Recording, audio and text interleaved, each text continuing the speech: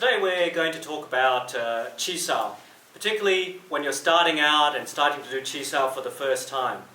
What are the things that you should be working on, and some of the common mistakes that I find beginners make. Now, first off, I think many beginners mistake Chi Sau. They must think it means either striking hands or trapping hands, because that seems to be their main focus. Whenever I put them together, that's all they're trying to do, either trying to trap each other or trying to strike each other. This is not what it's about.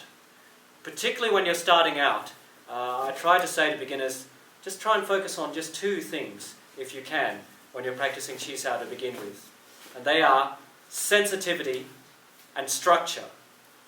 So, what do we mean by that? By sensitivity and structure, what I mean is, when starting out in Chi Sau for the first time, avoiding the temptation of how can I hit or how can I trap, anything like that. What we are trying to practice at the initial stages is working on our sensitivity, so we can really sense what the opponent is doing, where is their structure, how can we take that, how can we receive that. All those things that we've covered in previous videos.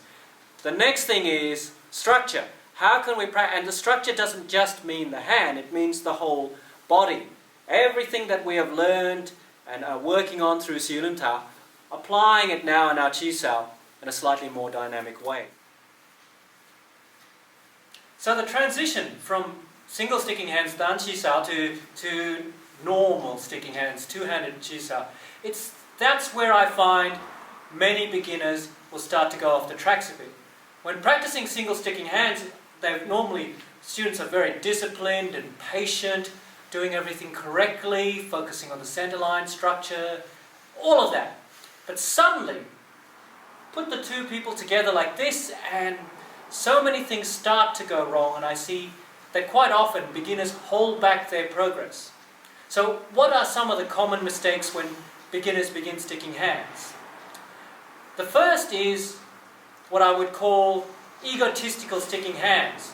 And that is where instead of concentrating on what you're trying to achieve through your Chi Sau, instead you spend all your time trying to hit each other. So it looks something like this. I hit him, and then he tries and hits me, and then I think, how dare he hit me, and so I hit him, and then it just becomes this competition like so, and it just looks like that. Whereas really, we want to do better than that.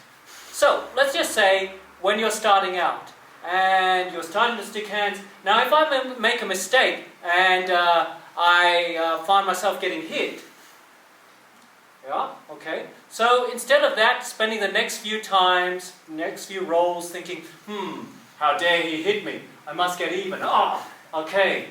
No, that is really a waste of time.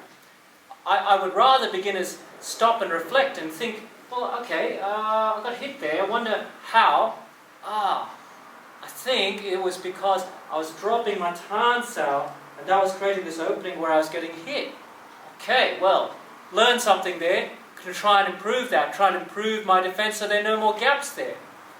That is a better way to practice sticking hands, rather than I say, being full of ego, saying, I must hit, and then he will think the same, and two guys are just standing around trying to belt each other. This is not what sticking hands is about.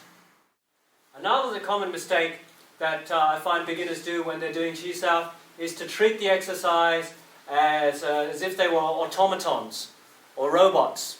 So their Chi Sau starts to look as though a little bit like this. Perhaps they're thinking this, and it's like a sword and shield approach to Chi Sau. It looks like shield, sword, shield, sword. So you see people concentrating on one hand at a time, thinking as though this is defense, this is attack, this is defense, this is attack. And once again, of course, we know this is not how Chi Sau should be. We're really concentrating on both our hands, focusing on the center line. So that's it, yeah, focusing, keep going. Okay. The other thing we're not trying to do is to think about it again as automatons, but we are not doing 1-2 movements. So we're not thinking position 1, position 2, position 1, position 2. No. Chi Sau is about everything that happens in between. So from the, well, I'm not even going to call it position 1 because it isn't. But from Bong Sau, we're coming down. From here, is there a gap there? It's everything that happens in between. It's better thought of as a rolling exercise, everything that happens there, rather than two positions that we are alternating. So, truly developing sensitivity means probing and looking everywhere, every particular little bit of the movement. Trying to find. Now, okay, doesn't mean that you have to practice it slow like this, but you are focused all through. If there are any gaps or anything else like that, that's what you're trying to test with each other. Sensitivity and structure. That's what we're working on. Now, once beginners have gained those concepts and they're not trying to hit each other constantly, or they're not practicing like two robots, sometimes the pendulum can swing too far the other way, where they think, oh, well, then I must really relax and close my eyes, and like, hey, you're doing that now. Like so. Now go ahead and do that. You see, the problem with this is that, yeah, then quite often I find they lose, they don't even try and think forward. No forward focus, no concentration whatsoever. Plus, when they're closing their eyes, they lose all the other things that we can learn during Chi Sau. Yes, it is a sensitivity exercise, so you could say you're not using your eyes, but you miss all the other things. You can open your eyes now. You miss all the other things that happen when two people are competing with each other, shall we say. The little movements of the eye, the telltale movements like the glance at the right side that shows he's going to do something, or slight tension of the shoulder. All these little tells that people have, individuals have, that you also can learn while you're doing Chi Sau, if you practice it properly. Focused, sensitivity and structure, and get out of it as much as you can. The last point I would like to make is, we've talked a lot about the things that you shouldn't do. You shouldn't treat it as sparring. You shouldn't treat it like automatons, just doing movements without thinking. And you shouldn't be too loose and relaxed. You should focus on the center, have your eyes open. Okay, so those are all the don't do's. Here are some of the things you should do, in my opinion. And these are some of the things that Anton here does. He's a younger student and he hasn't been practicing very long, but I commend the way he approaches it. He came into it without all those sort of ego issues that I talked about, and perhaps being the youngest, he knew that he couldn't beat the others by strength, so he focused just on relentlessly practicing. In fact, he consciously sought out the bigger guys in the class to try and test his own structures, and then he just practiced relentlessly. And for this, I think this is something that all of us can learn from, because we shouldn't get complacent in our Chi Sau. We do need to test each other out, and if you think your structures are good, then go find someone who's going to test them out more. It doesn't mean they have to be stronger than you, they could just have a higher skill level. But keep trying to sharpen your skills and work at it relentlessly and with courage and dedication. So that's what I myself have learned from young Anton here.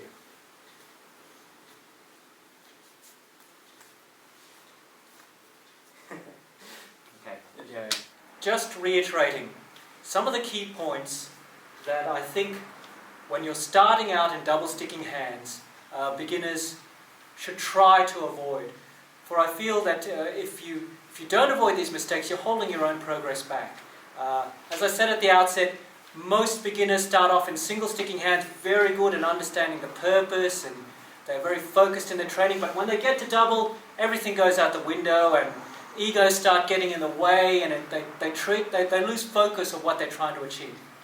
As I said, when you are starting, find it useful to just focus on sensitivity and structure in your sticking hands. Just trying to focus on that and improving that with every session that you practice. Some of the common mistakes to avoid then are practicing with a lot of ego, that is just simply trying to belt each other, mistaking it for some kind of intense sparring session. This is not what you should be trying to achieve when you're a beginner.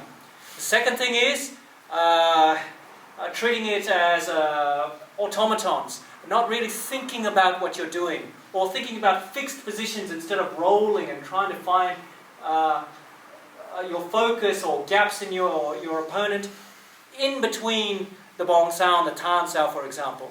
So instead of just thinking locked positions like that, rolling and looking for each other.